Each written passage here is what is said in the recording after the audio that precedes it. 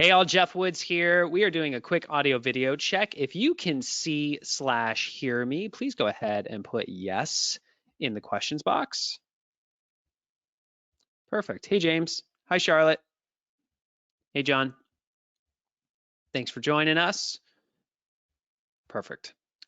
Well, we're going to get started in about 10 minutes. So very excited to kick this off with a very fun person I think you're all going to enjoy today. So we will be with you in about 10 minutes. I'm going to put myself on mute and take my camera off, but you're in the right place.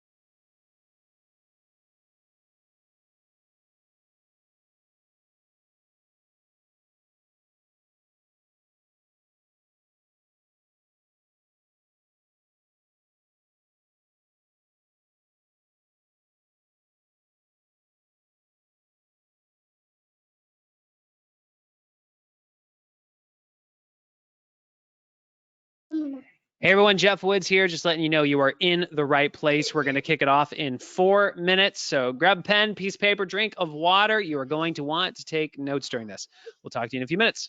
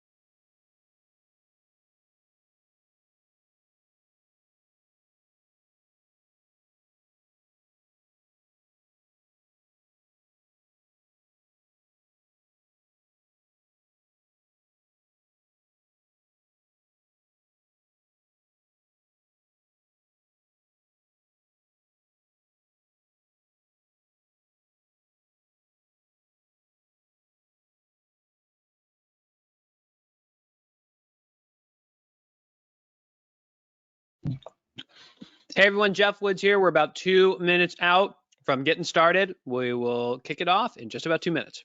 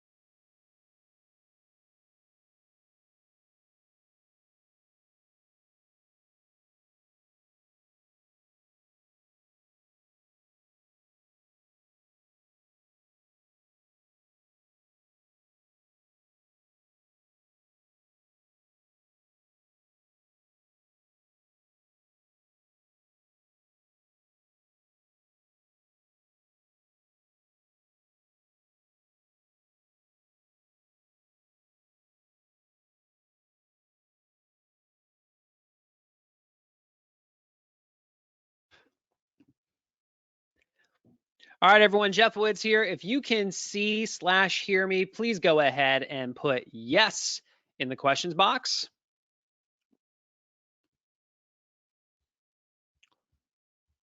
Perfect. Welcome, everybody. Mike, I'm going to send you the webcam request.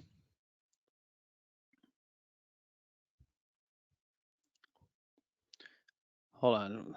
Wait a minute. Hold on. I still have you muted. There we go. Do it again. There you go. There we go. Go ahead. Well done, man.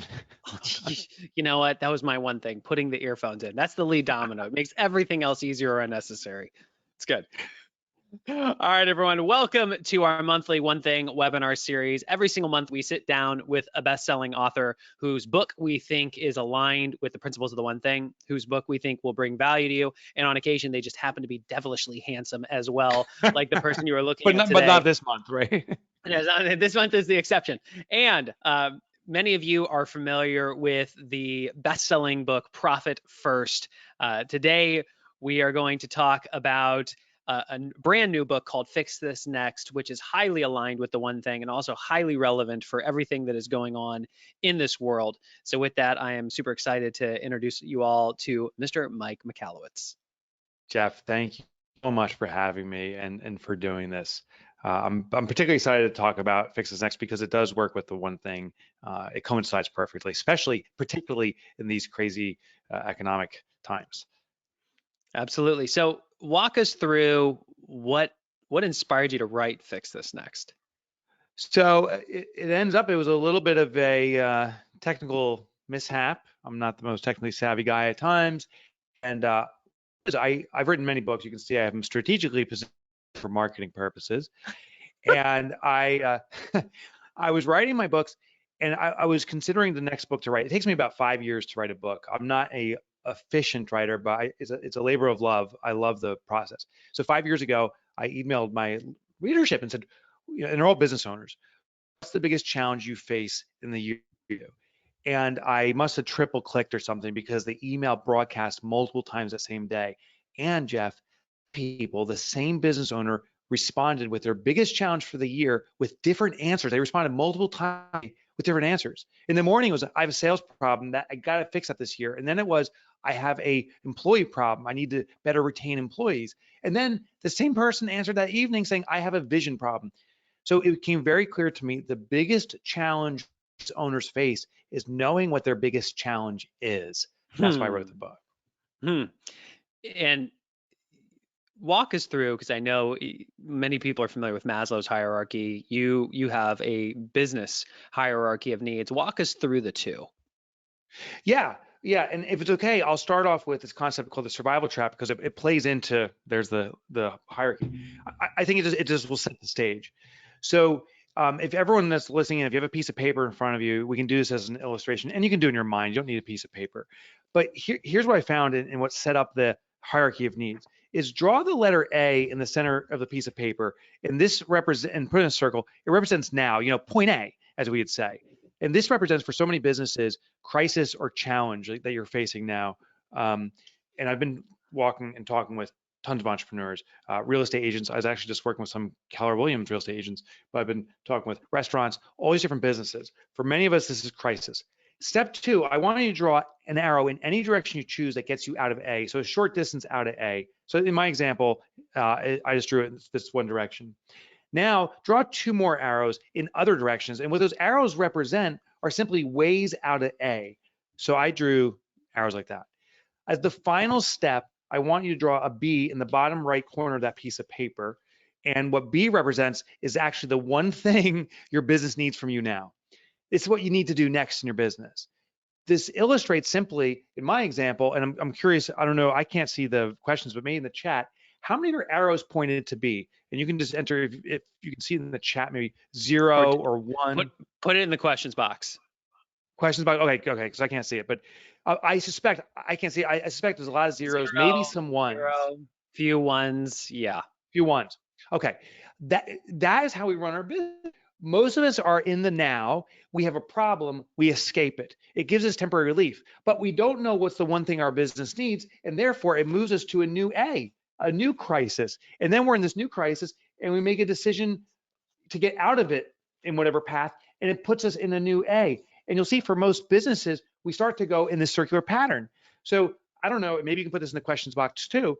How many folks listening in right now, have you experienced that you come in, you have a plan for the day, yet crisis is there and you got to put out fire. And then you're like, oh, the day of putting out fires, but tomorrow will be better. And then tomorrow you put out fires and the next day is putting out fires.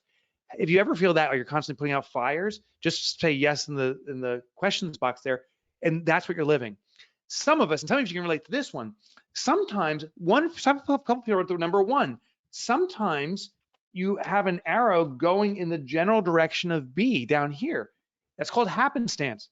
Have you ever had that feeling like you're running your business, it's crisis, and then one day it's like, oh my gosh, it all just clicked. I got it all working, baby. This feels great. I don't know what it was, but it was magic. And then the next day, the shitstorm happens again, right? It's crisis. Why is that?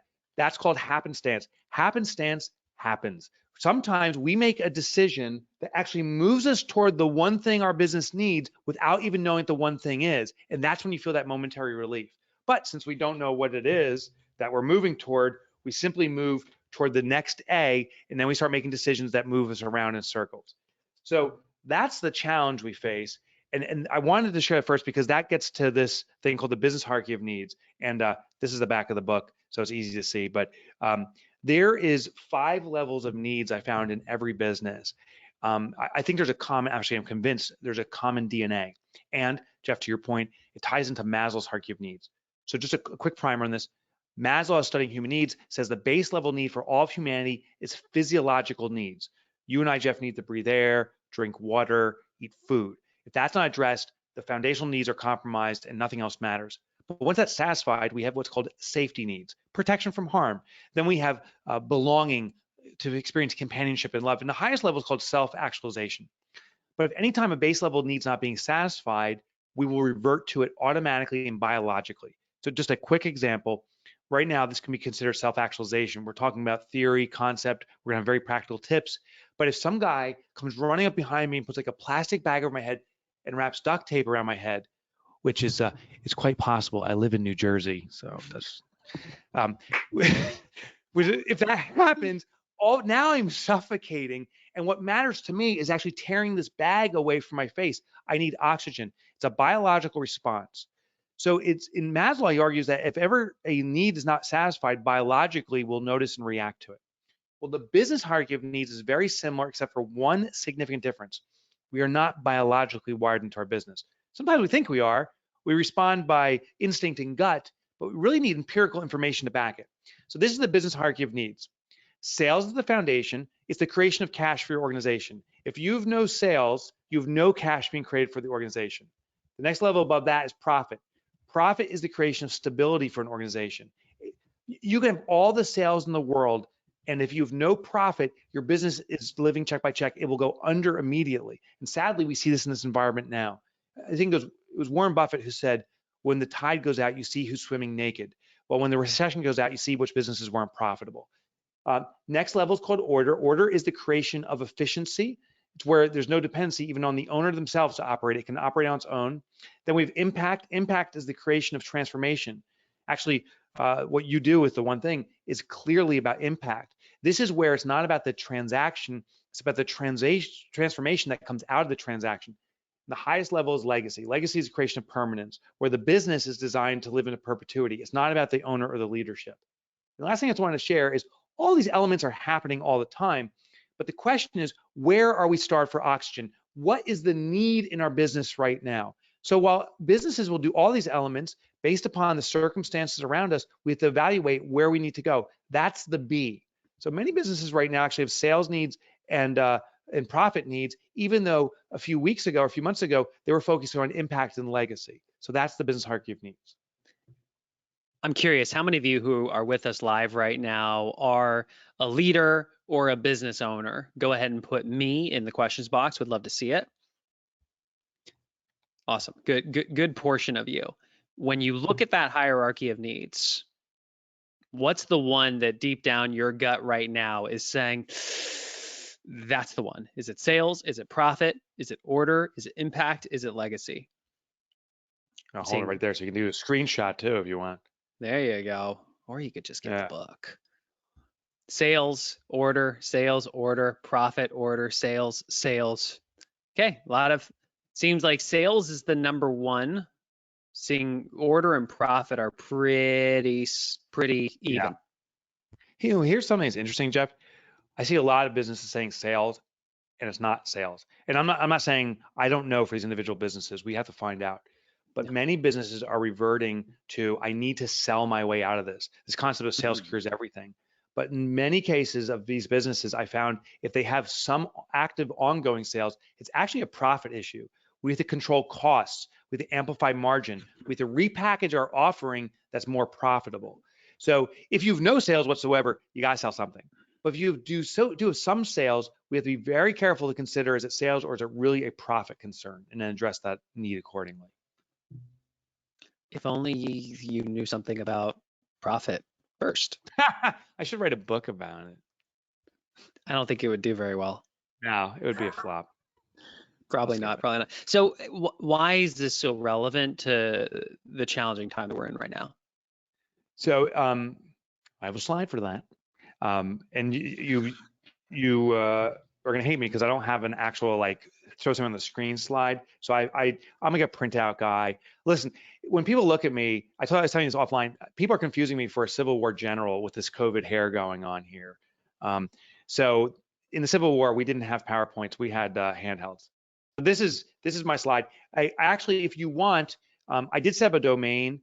And there's no sign up. It's just the PDFs are there if you want them. It says recession response. So you can go to recessionresponse.com. But this is something I prepared a few days ago in response to what's going on. As a business owner, I've been through 3 recessions, and I found there's a common trend sequence. I then studied all the way back to the Great Depression and found that every single time there's a recession or depression, we go through the exact same 5 stages. And here's what they are very quickly. This dotted line represents an undermined or compromised economy. Every time there's a recession, there's already a compromised economy bubbling under the surface that no one sees, and then there's a trigger event. So the trigger event back in 2001 was the dot-com bubble and the terrorist attacks. 2008 was the housing collapse. 2020 is COVID. Then we start going on this rapid slide down. And what's interesting, these are the behavioral components of the entrepreneur's response. The first stage is shock. So right when this happens, many people go in shock. Jeff, have you ever been in a car accident? Hopefully not. But if you've ever been in a car accident, we experience shock, and people experience it different ways. But what happens is there's over processing the mind. There's so many inputs, we don't know what to do. And our mind starts to become numb or ignore certain things like broken bones. Some people in shock don't even feel the pain of a broken bone for a few minutes or hours, and sometimes even a day or so. Well, when we have what's called macroeconomic crisis, meaning a mass society is affected, shock isn't just for a few hours or a few days, it can extend for months. And so most shock responses will last in an economy like this about 8 weeks, maybe 12 weeks. So we're about halfway through it. And what happens in shock is that businesses that remain there, the business owners, take inaction. They take no action whatsoever, and the business collapses. So we already start seeing businesses shuttering, not because they should shutter, but the owner didn't know what to do, and they just froze up and said, I don't know. And that stagnation caused the business to collapse. The second stage, and a lot of businesses already transitioned past even this, but the next stage is called desperation. Desperation is where we over respond. And we see it very publicly with this toilet paper insanity. Like Jeff, there was a guy somewhere who's like 6 weeks ago, I was like, oh my gosh, I'm gonna need toilet paper, and I'm gonna need a lot of it. So this guy goes running and he buys toilet paper. Other people observing it go, this guy is crazy. Like, what's he doing? And they're like, well, maybe I should just get toilet paper just in case. In the very beginning, it's laughable, it's funny. Then that little response, that desperation response, becomes now a herd mentality. People do it, and it becomes actually another crisis. There literally is no toilet paper anywhere. So something that was laughable becomes a crisis within a crisis. That's the desperation. Now we see this happening out with business too right now. Businesses with the loans, right? So government says we're going to have the CARES Act, the PPP, we're going to save the world. Here's loans, and there is this mass attack on the loans, and everyone's doing it. Even people that don't need the toilet paper, like the Lakers from the NBA, who just scored millions of dollars to protect the most profitable basketball team ever. Shake Shack, oh my gosh, they needed the money more than small business. So there's this kind of herd mentality of big businesses trying to scramble for it because it's a toilet paper run. But then the small businesses get crunched out. The other thing is there's some small businesses taking loans without even knowing if they need a loan. And this is just a warning, I'm not saying loans are necessarily bad, but here's a word of caution. If you need a loan, ask yourself why, because we have to fix that root cause. Is it because your costs are too high, you need to cut costs? Is it because you don't have enough sales, you got to amplify sales? A loan will give us a bridge, a period of time, but if you leave things status quo, you're just going to fall off that bridge a month or two from now, and you're not only in the same spot as you were before, you also have a loan you got to address, and hopefully it's going to be forgiven, but it may not be. That's the desperation response. My hope with Fix This Next in our conversation today is to get us to evaluation and actually deliberate action. Evaluation is where we consider what's the one thing we need to do, right? Some businesses sadly get in the analysis paralysis, or the worst response, which is what are the 100 things we need to do, which is never a priority because then everything's a priority. So we need to figure out the one thing. Once you figure out the one thing, then you must take deliberate action on it. Deliberate action is how you get out of this muck and mire. It's step forward, step forward, step forward, not running around. That will position us for the greatest opportunity that's coming. And it happens every recession and depression. There will be a surge. History has proven it out. It's going to happen again. I just don't know if it's going to be a few more weeks or 6, 7 months or a couple of years, but it will come. There's an interesting phenomena, something that you may be aware of and something you may not be aware of. What you may be aware of is right now, this is supply, this is demand. Supply is dropping off because of inaction and freeze up, right? The tide has gone out, the naked swimmers have been exposed, they're going away. So if you can sustain and maintain through this, the demand stays here and the supply drops. So there's greater demand than supply. Now, this is what's called pent-up demand, meaning some of the demand is not taking action right now. They're frozen up too. They're not going away, they're just delaying their purchase decision. So there's pending and queuing up demand. The second thing, so people know that, but one thing people don't know is right now there's what's called a downstream upstream effect. The downstream upstream effect is this. Every vendor will lose on average a percentage of clients. I don't know if it's 1% or 2%. I think on average 10%, not because of any other reason except for it's a justification to leave you. I have about 10% of my clients, I believe, that said, you know what, Mike's a great guy, but I don't really know if I'm getting value. I don't know if I want to do this. Subconsciously, they've always been waffling on their decision, even though they went with me. Now they have an excuse, a justification. Well, there's a pandemic, there's a recession, I need to stop. And maybe it's a subconscious decision, but now they get the call and say, hey, this is really affecting me, I'm out of here. The mistake that businesses are making is they're turning and looking downstream to the clients we lost, the 10%. So in my one business, I was telling you about, I have 450 clients. If I lose 10%, it's 45 clients. Well, that's devastating to look there. But the opportunity is actually to turn 180 degrees and look upstream. Collectively, my competition has about 50,000 potential clients of mine. They are losing their 10% too. That means 5,000 clients are now entering the upstream market. They are like, I don't know if I like my vendor. I'm leaving and I'm looking. So 5,000 looking for a new vendor, 45 people left me. The mistake is to keep trying to grab 45. What I need to do is start marketing to the 5,000. Educational marketing is often a good opportunity. Actually, I'm working with a real estate agent from Keller Williams who I taught this process and we're doing this. Look upstream. Now, the best part is this, according to the Pareto principle, that 20% of any market is the strongest part of the market. So I got 5,000 people entering the market. 20%, that's 1,000 people, are actually in an active buying mode. The other 4,000 is pent-up demand. They're simply looking for the new, know, like, and trust. So here's a quick example, and then I'll stop talking. I get so pumped up about this. Real estate agent from Keller Williams calls me. I'm in northern New Jersey. She says, no one's going to houses anymore because you can't show houses. So she goes, I'm afraid of the clients I'm losing, the prospects that were in the buying mode. I think I'm in real trouble. And I said, well, let's turn and let's look upstream. So we had a conversation. We said, well, what's the biggest advantage of being a real estate agent? What gives you the advantage? And she says, well, if people know me as the authority for this community, if I'm the expert on this community, I win. So we said, that's the opportunity for the 5,000 coming downstream. She called the fire chief, the police chief, the mayor, the school principal, and interviewed them on the COVID response. How are you responding to COVID? How's that affecting our community? Is it affecting the real estate market? What's the opportunity here? How's the police protecting us? But all these great questions. Now she's got these YouTube videos that she's putting live online, and now people who are entering the market looking to buy in this community are Googling, what's going on in, I live in a town called Boonton. What's going on in Boonton? And you find the video of her. She's positioning herself as the expert. That's what we need to do. Look upstream, serve upstream, because the surge is coming. And that's one of the things to consider doing to catch the surge that's coming. Yeah, earlier today, Gary was having a chat just about some of his big ideas in a shift or a recession. And he said a recession is just another word for exposure. It exposes your thinking. It exposes your heart. It exposes your models. It exposes your people. It exposes your actions. It exposes your money. Yeah. And one of the things he said that I wrote down and put in bold was that a transfer of thinking leads to a transfer in actions, which leads to a transfer in wealth. And he said that in every recession, there is a transfer in wealth. And if you want to participate in that, you have to change your thinking, which means you're going to have to change your activities. And that was just so clear in terms of people waking up and realizing, okay, we can no longer be in the passenger seat on this.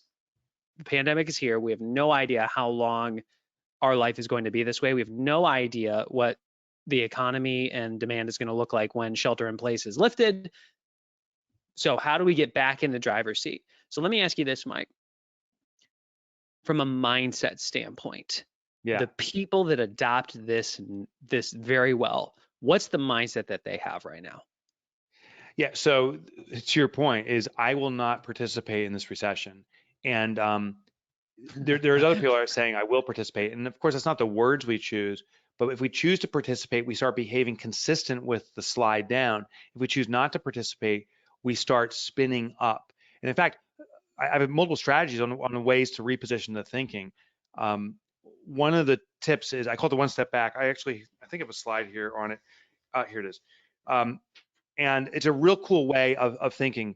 And I'll share how restaurants are doing this, that at least the ones I'm working with, is if you look at your historical offering. So a restaurant, the final offering, if you will, the final deliverable is putting food on the table. Well, every business, regardless of the business you're in, has multiple steps that you have to take care of to get to the final deliverable. We have to realize, and what I see businesses that are not participating in the recession saying is, oh, I have all these alternative offerings. These are an accumulation of mini offerings that get to the final offering. I'll give you the example with the restaurant. So restaurant final offering is you put food on the table. We ask ourselves, what happens one step back from that, right? Rewind one step. Well, you carry food to the table. Okay, so carry out and take out is an obvious solution. In some restaurants, hopefully many are doing that. But you also need to amplify that. Once you see, here's an offering, how do you improve upon that? Well, one restaurant in this area, the perfect thing. They teamed up with a food truck collaboration. The food truck is doing runs into neighborhoods for dinner deliveries, and the restaurant's no longer really a restaurant, it's a cooking center. They're turning out so many meals as a result. Great alternative, great profit center. But you keep on going one step back. So what happens one step before the waiter puts food on the table? Well, it's prepared in the kitchen. Okay, so the preparation of food is maybe an opportunity. Can you sell your 5 most popular menu recipes, to your patrons? Maybe they'll buy that. Can you record a video of how to prepare these meals? Or if you really want to amplify it, I run cooking classes. I'm working with a restaurant that's doing that now. They reached out to their patrons and said, can't eat our meals anymore, but you can have them at home. We'll teach you how to make the exact meals. But even better, get your whole family together. It's going to be a 2-hour celebration in cooking and laughter. And some of your neighbors are going to be there too, so you can connect with your community. They're bringing connection, food, experience, all in a way that's actually more profitable than the original model, which was cooking at their restaurant. Well, what happens one step back? And you can see, we can keep on rewinding. Just one more example. One step before you prepare the food, you have to procure the raw inventory, the meats, the vegetables, the condiments. Well, now you can become a blue apron for your community. Carve up those ingredients and ship them out to people that maybe participate in your cooking classes or not. So the opportunity, and one strategy that people are using that are not participating in the recession are repackaging their offerings by rewinding their original offering into segments and finding where the new segment is, the new offering resides.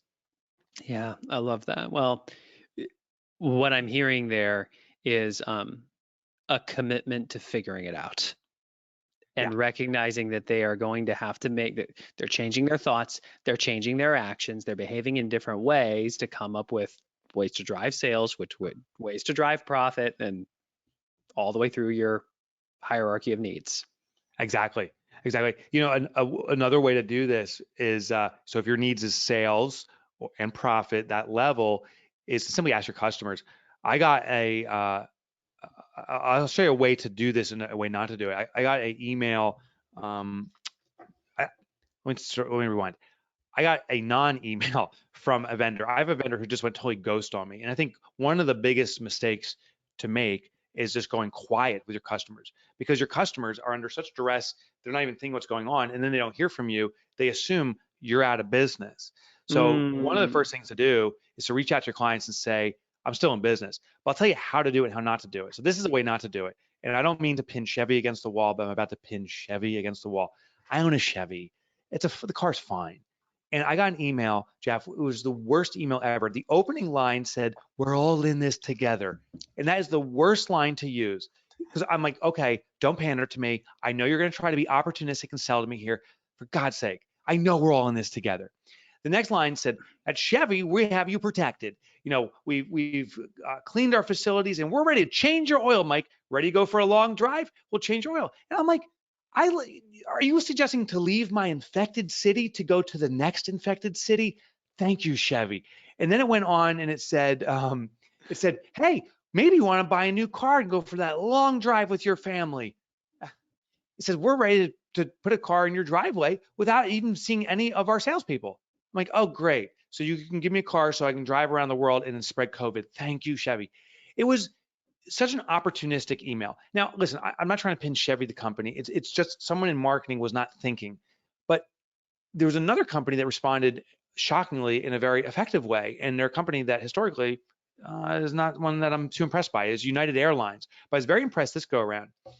I fly United Airlines because their hub's here in New Jersey. The emails they sent me 6 weeks ago says, hey, a lot of people aren't traveling right now as a result of the pandemic.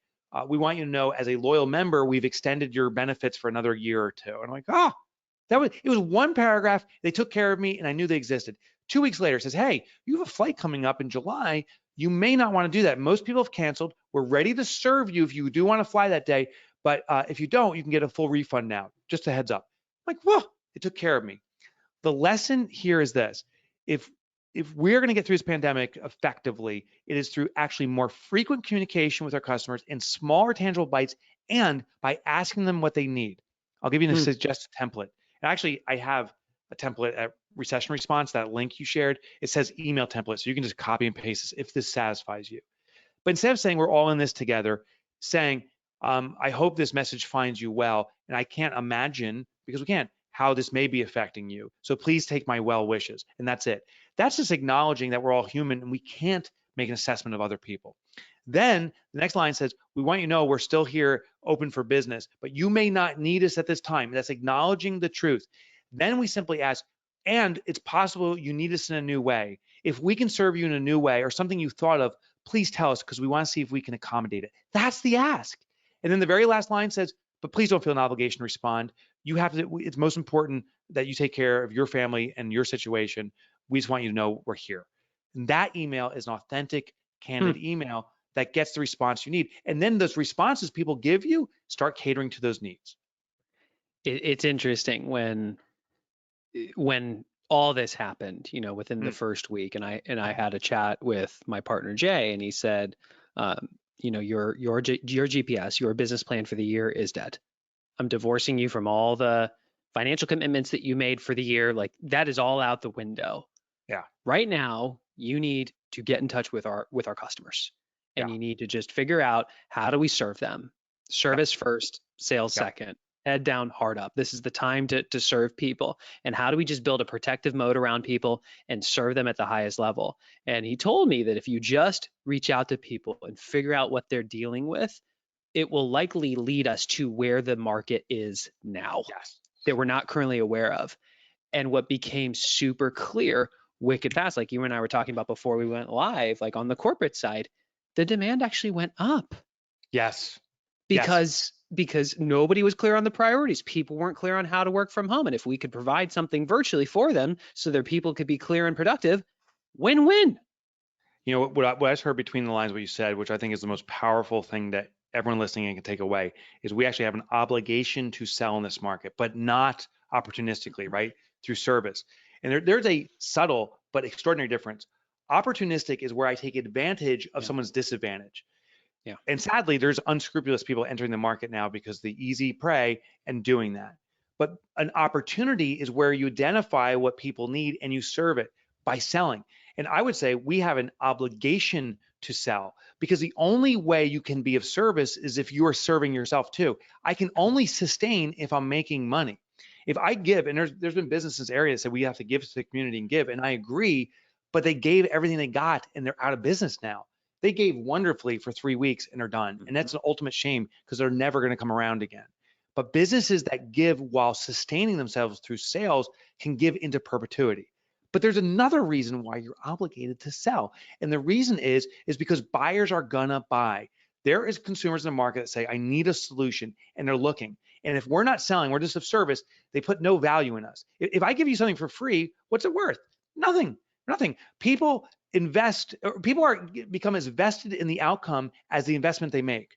So if I invest nothing in something, I'm not invested in the outcome. If I invest $1 million in something, I'm very vested in this being successful, because that's a lot of money. That's a lot of money.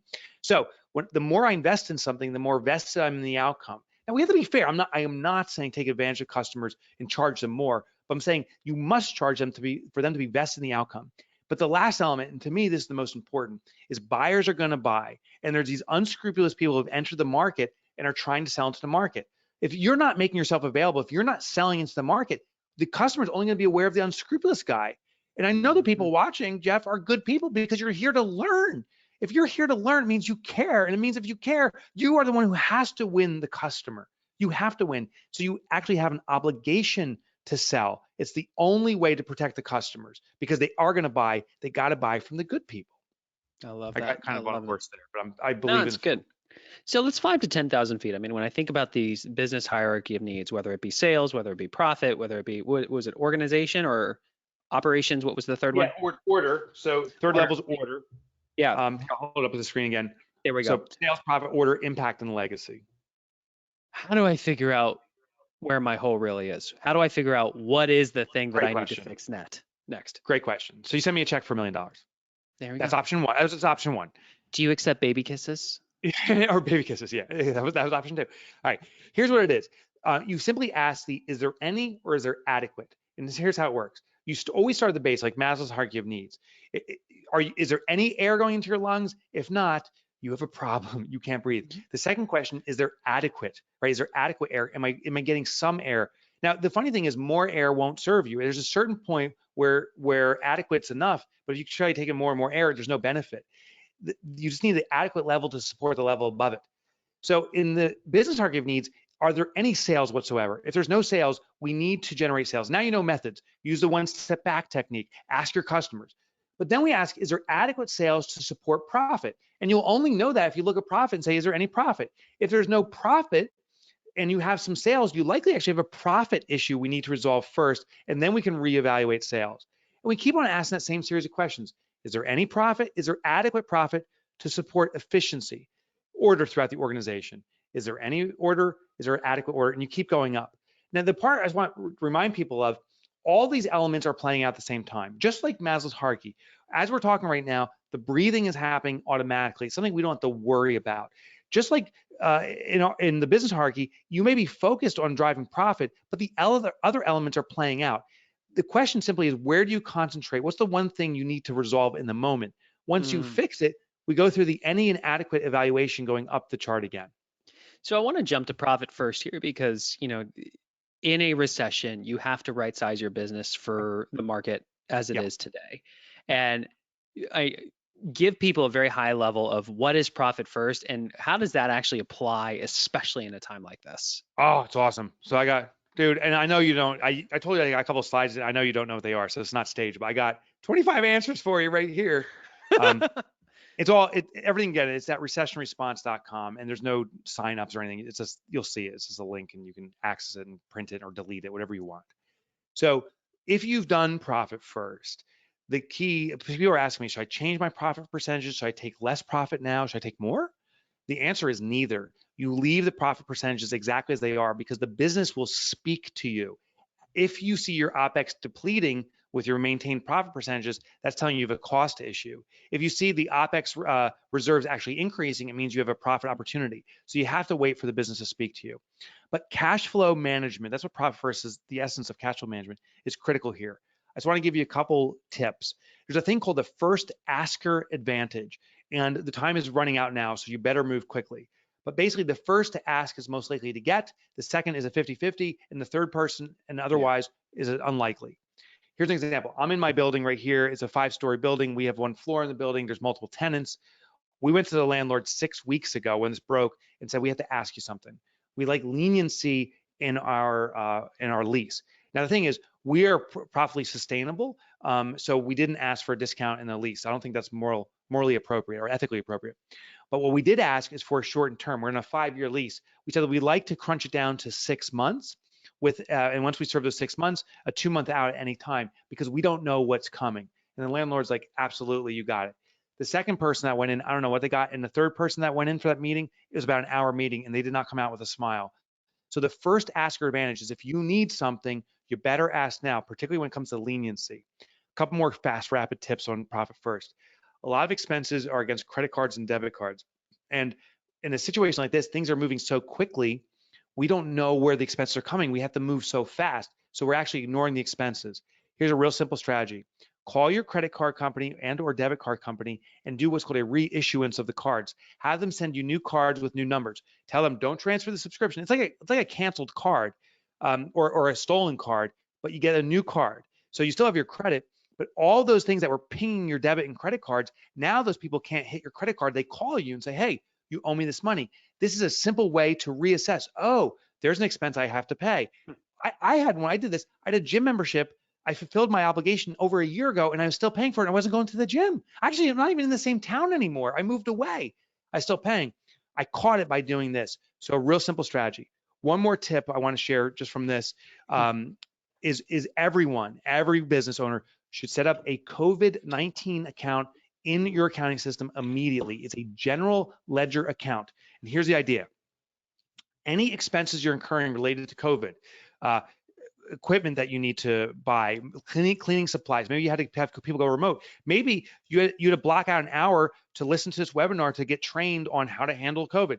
Any expenses you're incurring directly related to the COVID response, you enter against that GL account. Because when the government asks for offers any kind of reimbursements or forgiveness, they may ask for an accounting of it. Now you can extrapolate that information very quickly and say, here it is. If you ever get insurance claims, you'll need to do that. If you ever want to get a loan for your business and you have to produce your financials, you have to prove why you've had a dip in financials. So now you can pull it out. If you ever want to sell your business, you have to do what's called and the only way is being able to calculate or remove non-office. So set up a GL account and track it immediately. Tips I wanted to share first. I got more too. I feel like I just put a quarter in the Mike machine and I feel like I got at least $2 out. So I'm pretty happy on that one right now. No, it's good. And I saw a comment in our questions box from Jenny McCarty, who's by the way, Jenny, happy anniversary. She's been a member with us for 3 years now. And she said, we're so grateful for Profit First. It's the only reason our business is going to survive. We implemented the system last fall and we're in a good place right now. Congratulations. I'm proud of you. Proud of you. Somebody asked what GL stands for. General ledger. And general ledger is it's an accounting of a number without incurring expense against it. So in this case, it simply says, if I have to spend money buying equipment, what was the intended use of that equipment? What was to clean up after COVID? So it just accounts that number was allocated to an intended use. That's a general ledger account. General ledger expense. Yeah. Fast forward 5 years, and imagine that the beard is down here. Oh, yep. I'm sorry. Yeah, right. We fast forward 5 years, we're hanging out and we're jump roping together because you finally bought the jump rope, and we're reflecting back on this time. And I ask you, think about the people who really implemented the model of fix this next and really came out of this time even stronger. What did they do that everybody else didn't? Great. So they went to the core need that the business has and not the panicked response. They didn't think they could sell their way out of it. They between every action reaction, there needs to be consideration. And right now in this moment we're living in, there's action reaction without consideration. So businesses are going as fast as possible. There's a saying that desperate people do desperate things, and that's what we're seeing this pattern result in. These are the businesses that contemplate. I'll give you an example because I just got it in a few days ago. There's a coffee company that's doing Fix This Next, and it's called Cottonwood Coffee. So here it is, and they make coffee, and coffee shops were shut down as of about 5 weeks ago. They did Fix This Next, and they evaluated that they had a sales problem, but within sales, there's 5 different levels of sales. They had what's called a conversion problem, meaning their product was no longer accessible. So it triggered them to have to reinvent the product, something that Fix This Next points them to. They went through a product reinvention and they made this. I don't know if you can see it. It's called cold brew coffee with immune booster.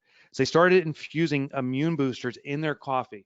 So this is one of the first prototypes that rolled out on April 16th there when it was bottled, batch number 1. And as a thank you, they sent this to me because they read Fix This Next.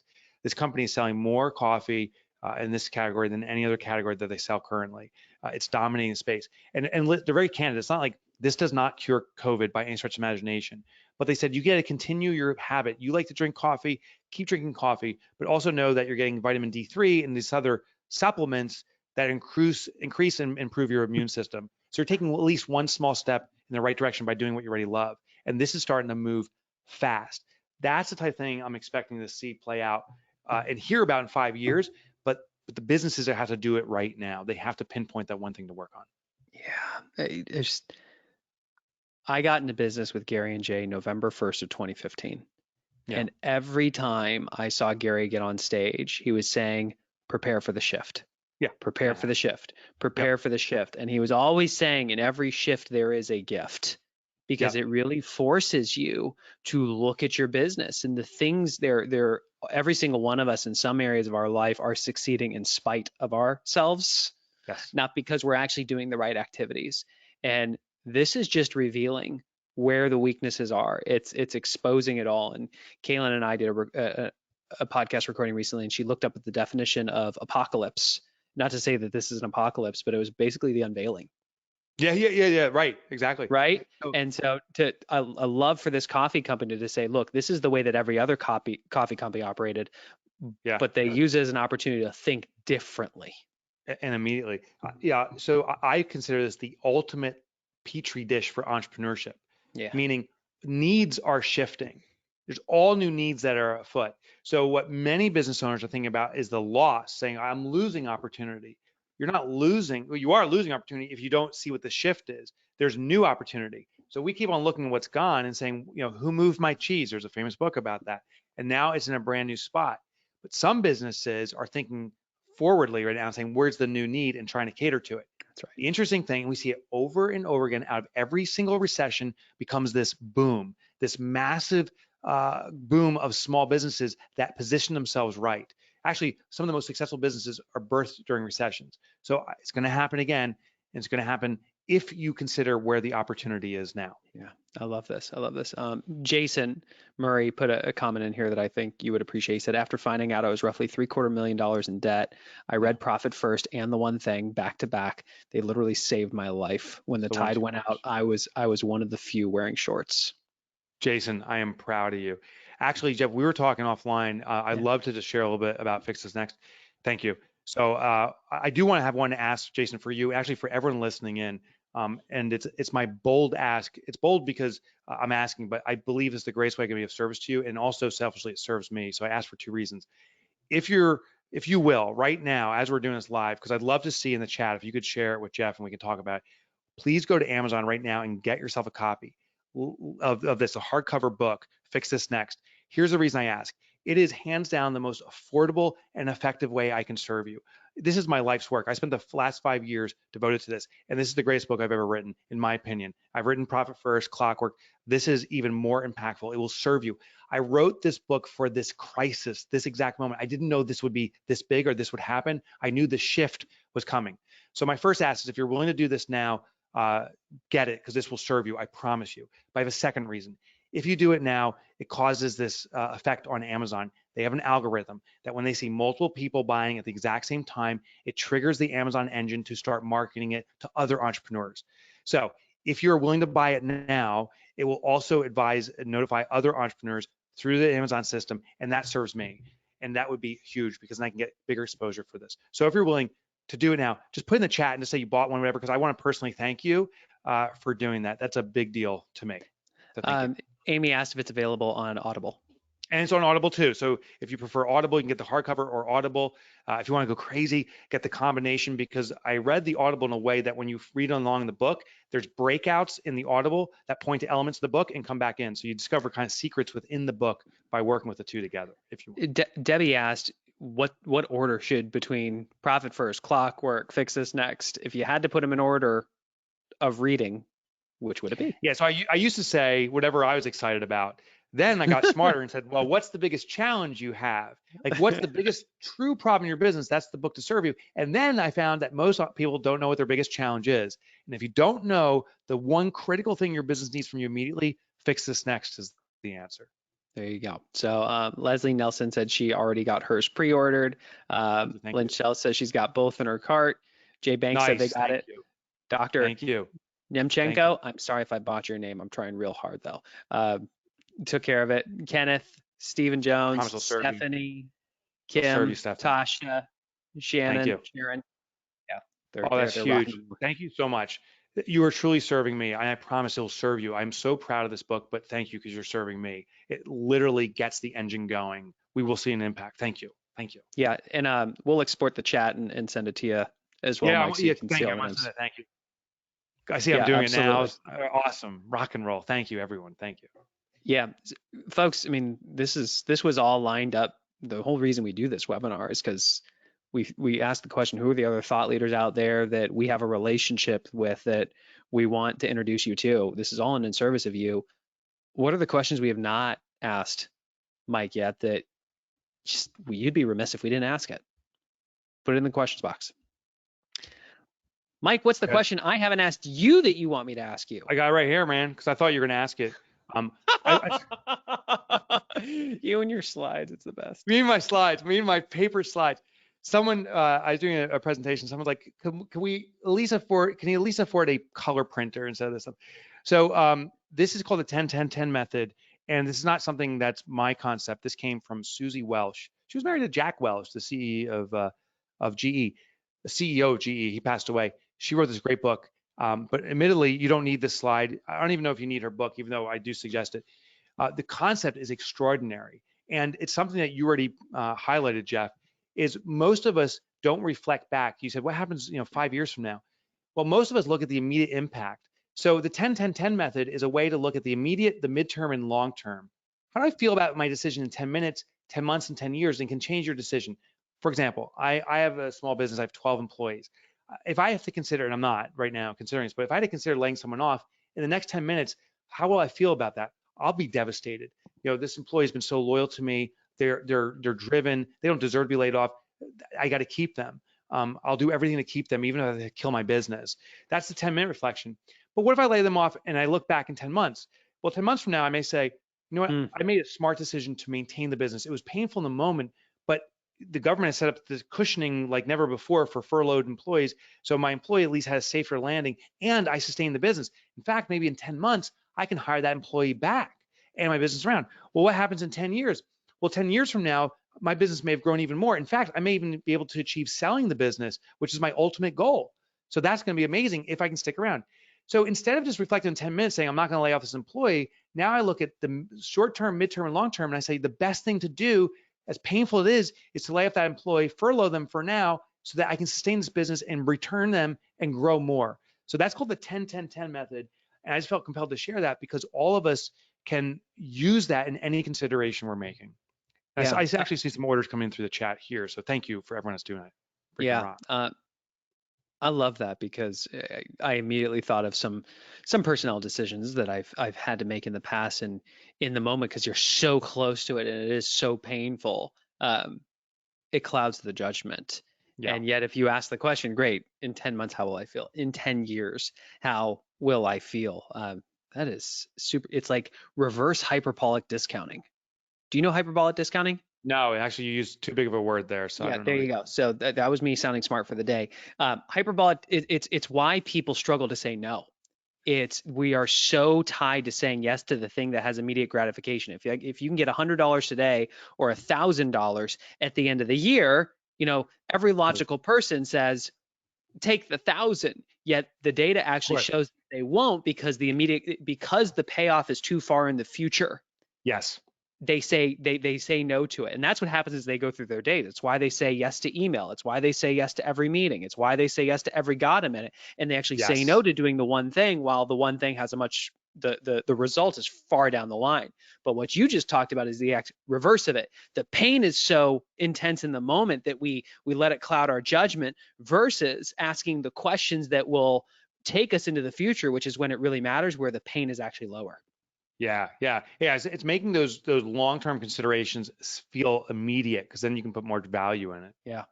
Stephen Jones asked a great question, which is, as a leader of an office, what would be the best way to share and teach this message? Oh, I swear to God, like Stephen, I got a slide for you. I got a slide for everything. We call it evolve. I got to find it. I call it evolve. Here it is. Evolve communication. I'm going to start sending you random text messages and be like, do you have a slide for that? Yeah, exactly. Mike, how tall are you? I got a slide for it. So this is the evolved communication method, and it's an acronym for the 6 forms of communication. The highlight here is the first 5 are all actually different types of listening skills, and the last one is a communication method, or speaking method. When it comes to speaking, most leaders yield advice, and that's actually a mistake we're finding. It's better to share experience. So instead of saying, here's what you need to do, saying, from my experience, this is what we did before. And people are much more sensitive and listen much more closely when it's a story about how something was addressed as opposed to a directive. So that was one fascinating insight. The other stuff is what's called empathetic listening. Many leaders right now are so much about we got to go and survive, they've stopped the listening component. And yet we need our employees to listen because it's their lives too. So with our little team here, we're having weekly meetings where it's just about how are you holding up, how are you doing? And we're talking actually on one-to-one, so there's any private conversation. And so one employee, I didn't even know this, was in the process of buying a new house. That was her dream, and that was wonderful. So they sold their old house, and then the pandemic hit, and all the mortgage stuff has gone out the window. Can't get a house. She was homeless, and so just by learning, saying, "Oh my gosh," we were able to adjust her schedule to get the time she needed to find a home, and I actually now secured the dream home because we were listening and allowed her and availed her the time. So empathetic listening, you'll discover all the different pathways and things that your employees need. And now you can correlate it and correspond it with the pathway of your organization. I used to think saying the vision and repeating over and over and hitting that drum was the number one thing. But now I've discovered it's actually choreographing everyone's vision and needs together to march toward a vision of the corporation, which honestly, as the business owner, it's only my vision. So as long as I can satisfy everyone else's needs and listen empathetically for what they need now, I can then align us all together to continue to march to where I want to take us. Yeah. Debbie Garrity. Debbie Garrity asked a question, which I really like, and I'm wondering if you have a slide for this. I better. Please. What's your one thing right now? I gotta get to the right slide here. Confidence mapping. So my one thing right now is the creation of new products. The old model is gone, and so I think books are still going to be successful in a new format, but I think it's going to be a new format. And what it is engaged products where there can be kind of bilateral communication, bidirectional communication. Most products are, in my space, is here's concept, teach, and that's it. Well, there's such course overwhelm. It's now like it's educational fatigue that's happening. So now we're trying to develop products that are iterative, like almost like a choose your own adventure more. So it can still be a one-to-many, but we move a little step ahead and say, what's the challenge, or have you got this part? Here's the new direction. And so instead of this linear communication, it's this choose your own adventure effectively. So we're under product development in that space. That's the one thing, mastering that. I 6 weeks ago, I didn't think that would be it. I was like, oh, it's courses. But as we started learning from customers, there's so much need for immediate questions to be answered that we don't have time to digest 6 hours of coursework to find the one answer. I need the one answer, and then I need the next answer that I need, not that everyone else needs. And so it's through this choose your own adventure path. Well, I'm glad I asked. We've been doing some masterminds. Jay asked me the question, who are some of the thought leaders in training companies that we think will come out of this situation even stronger? Versus the ones that are just going to kind of fade away. And we've been reaching out strategically to those ones and doing masterminds. So let's have a talk, and I'm happy to share some of the best practices I love learn from them. Yeah, man. Are they all saying, do not do choose your own adventure? That's the worst thing you can do right now. Shockingly, they said, get your things down to slides. You're right. Get on paper slides. Get on paper slides. Unfocused paper slides. That's the way. Yeah, I love that. So Lenore, it was hyperbolic discounting. Charlotte asked a question, which is, and I'm going to adapt it a little bit, but what do you suggest from a mindset standpoint for the people whose industries are, the entire industry is in question right now? How do you apply something like the 10-10-10, or just thinking about what to fix next when the entire industry could be at risk? So this is the ultimate in preparation, because I got a slide for it. It's called block control. So this is there's nothing you throw my way, I feel. So block control. I had no idea he had slides, folks. This is No, just good. I know you didn't. Here's what block control is. Block control is how our mind works in that when we feel overwhelmed, it's because the considerations are for too long. When I say, oh my God, that my business is destroyed, I often say my business is destroyed forever, right? So the length of time is forever, and therefore I feel no control. I feel overwhelmed. So we start rewinding from forever, start back in blocks, and say, well, what's the future look like for 1 year? Can we manage to do something in the next year? And for many of us, particularly in this crisis, 1 year is way too much time. So then we rewind to 1 month. Is there something we can control in the next month? And that may be too much. And then 1 week, 1 day. For many entrepreneurs right now, what can we simply get done this week? Or for many of us, this day? What's the one thing I can do just to get through today and move myself forward? And admittedly, if that's too much, you can go back to the hour. And some people that are really struggling, what can I do in the next minute? Like I'm laying in bed, I can't get out of bed. In the next minute, I can simply open my eyes and keep them open. And you do that, you start moving in very small blocks. So it's called block control. And this is when we talked about just reaching out with the heart of a servant to find the market. This is exactly what we found in the corporate space was these companies had been disrupted and they couldn't actually see to the end of the year anymore. They couldn't see their 5-year vision. And if leaders didn't have clarity on where people should be focusing, and they're no longer with their people every day in person, what are the chances that their people even have clarity on where they should be focusing? And as a result of the lack of clarity, the percentages of emails being received went through the roof. The percentage of conference calls went through the roof. So people had more time being occupied by unimportant things. Yeah. And that created the opportunity, which was how can you help somebody create a GPS or a 411 for the next 90 days, the next month, and be able to break it down to, great, this is what I'm focusing on this week. You just nailed it. Yeah. Thank you, brother. Thank you. I actually took that from you guys. It says Jeff Woods at the bottom right there. I didn't give you credit, but right there it says this is due to Jeff Woods. It's all good. It's all good. Remind people where they can go to get the book. Thank you. And yeah, if you could send me a chat, I want to send a personal thank you to everyone, or at least send you one through the ethers, because I very much appreciate it. The site to go is Amazon. Just go to Amazon and type in "fix this next." And again, if you're willing to do it now, I promise you, it's the greatest way I can serve you. It's the most affordable thing I can do, and it is 5 years of my research and knowledge. It's the notes from my brain of what I've discovered of how businesses manage crisis. And again, if you do it now, the Amazon surge kicks in and it starts marketing. Like they start matching up to other books, they rank it, and other entrepreneurs will start discovering it. So it will serve other entrepreneurs. That's how it serves me. So thank you. Yes. Thank you. So folks, we all have a choice that we need to make right now. And it's an important one because we're 58 minutes in and you have a decision whether that 58 minutes will be you spending your time or you investing your time. And there's a clear difference. It's an expectation of a return. And it comes down to your clarity on how you can actually put this into action. So here's the question.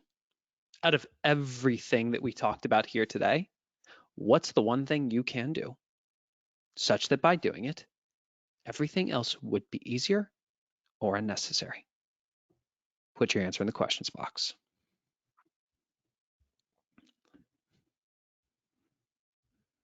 Order the book. Read the dang book. Read the dang book. Thanks, Javier. Make slides. Buy the book. Develop educational strategy for our current clients. Yes. Service first. Yes. Work on today. Read the book. Yes. Purchase the book. Finish my current project. Create an emergency fund. Yes. Believe in the one thing strategies. Finish the book. Ask first. I need to circle in and communicate with my clients and show that I care.